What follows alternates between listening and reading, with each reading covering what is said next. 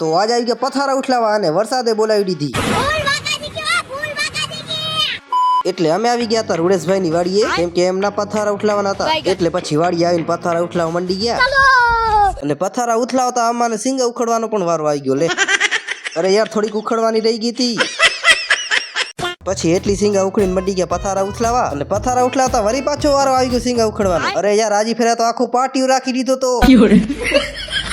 હવે શું ઉખડો તો પડશે ને વાત તો સહી એટલે પછી એટલી સિંગા ઉખડી રાખી સિંગા ઉખડીને પથારા કરીને નીકળી ગયા ઘરે જવા માટે એટલે ઘરે તો શું જાય અમે ગયા હતા રૂડેશભાઈ ના નવાણે અને અહીંયા આવીને મંડી ગયા ગલુડિયા રમાડવા